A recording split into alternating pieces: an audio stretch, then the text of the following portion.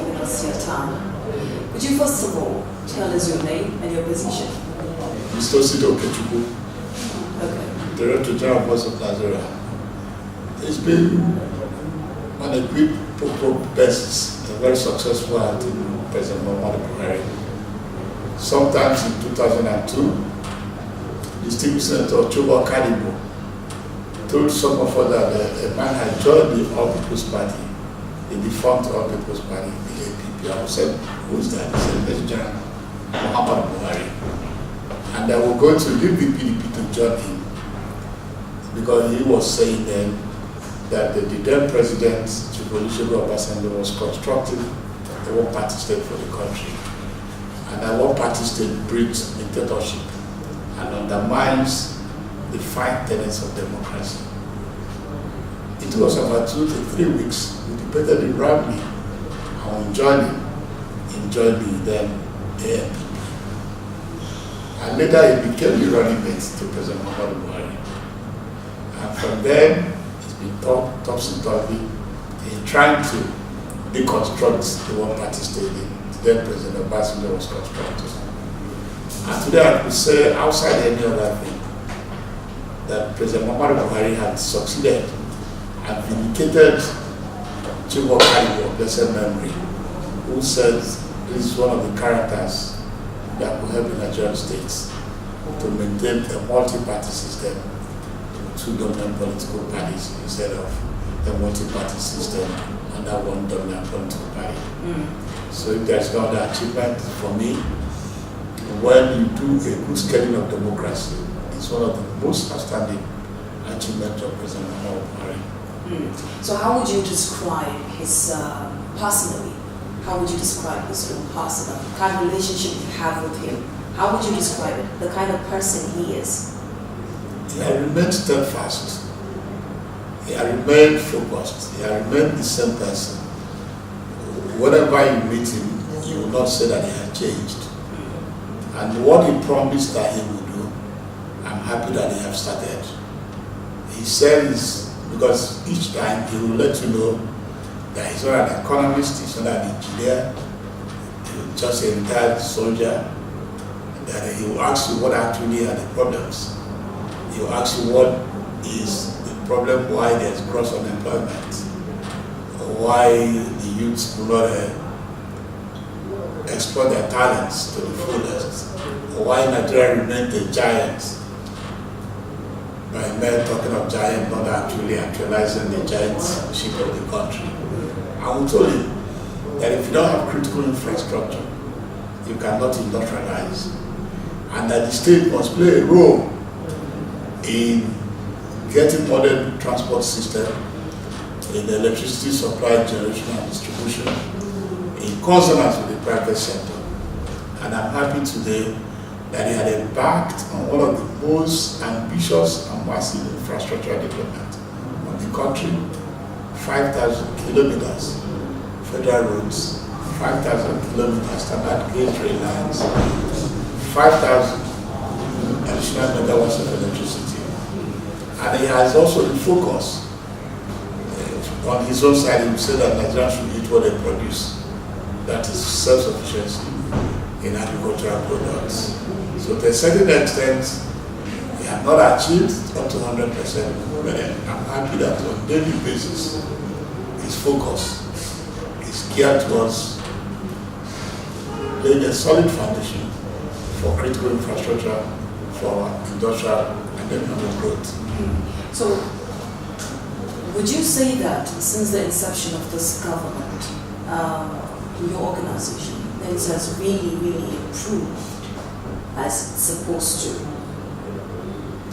What I would say is I have brought to bear what we call fiscal discipline, prudent management of public finance. If you have any business with any ministry, department or agency of the federal government of Nigeria, either as a business person or you work in any of them, or as a consultant, you will notice that there's a drastic reduction on leakages that have made all the different awards, thousands of kilometers of roads since 1999 to date to remain uncompleted. He's putting a halt to that. To the greater extent, there is a block of the leakages of public finance.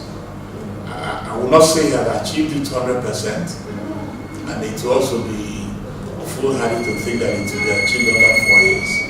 That's why we are saying that the best option facing the country is that he should be re-elected, so that in 8 years stretch, Nigerian people will start getting used to the change he's introducing in the system. Because it is very, very difficult as human beings when you were used to free money and suddenly you didn't see the free money. You will not believe yourself. You will even believe that it's in your interest, because it costs between 10, 20, 50 to 100 million per kilometer, depending on the nature of the soil. If you decide as the federal government of Nigeria to start distributing the money, yes, there will be clouds, because those are the freebies they are used to. But today, you don't have such distribution of free money. So some of those who are antagonistic to Mr. President are doing so solely because they think that he's punishing them. But it's not punishment, it's investing. Because if you don't have adequate electricity supply, you cannot industrialize. If you don't have modern transportation, you cannot industrialize. If you continue to import food products, you cannot grow a working population. What you will have is gross unemployment. That is also tangential to insecurity. Because there's an English proverb that says that an idle man is the devil's workshop. So why do you have insecurity in the country?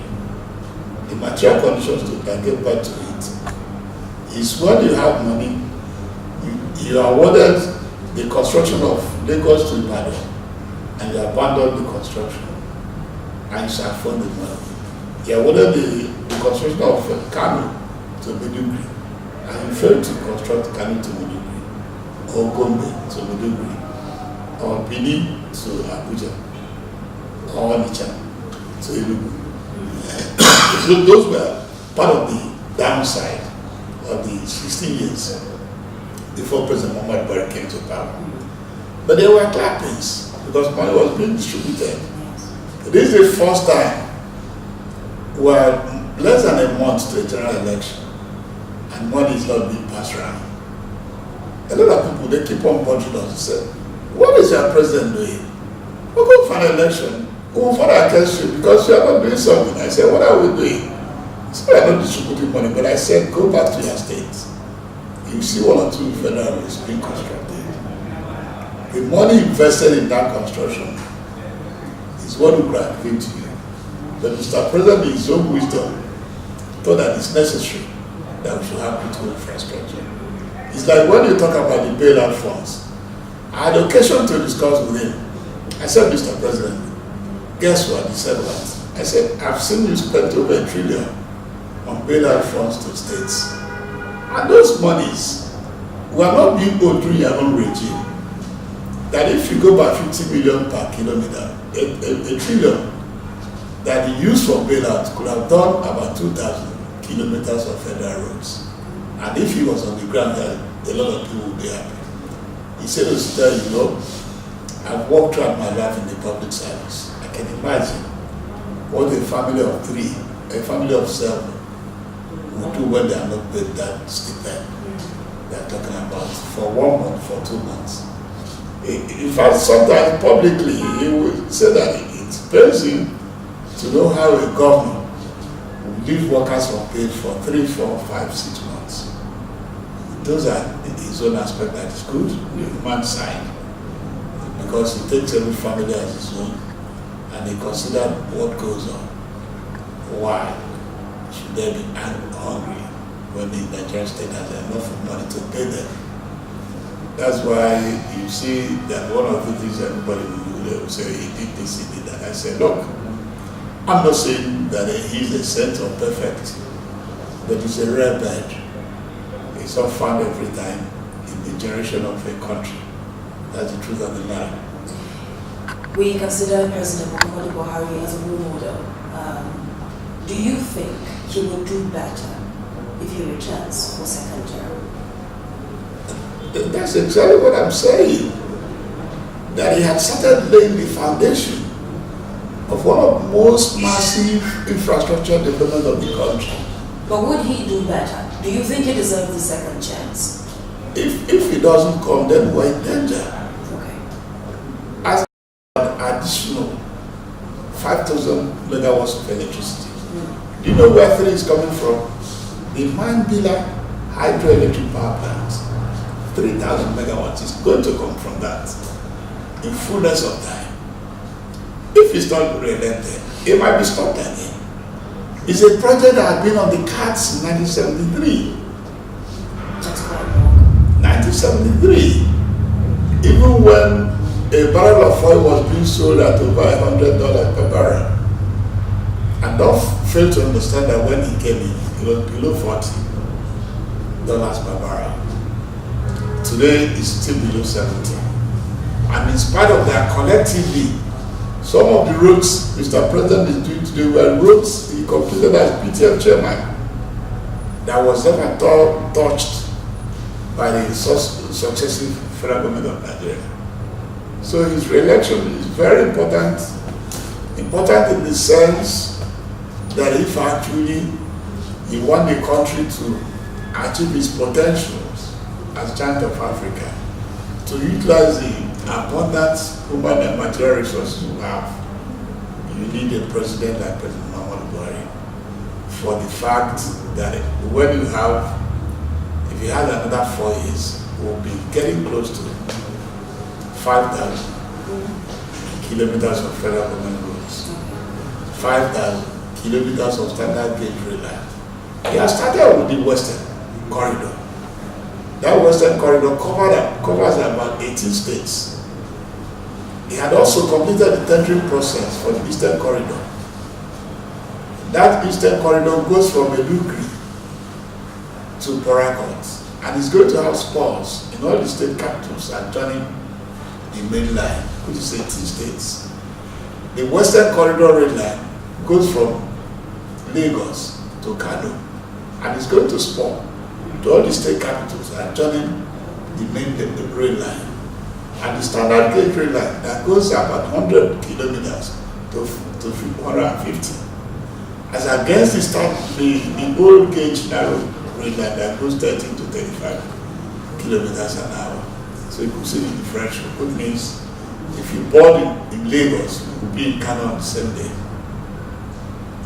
And it's a smooth ride that you will not regret. It's cheaper than aircraft. It's safer as well than any other transportation. Okay, well, so finally, what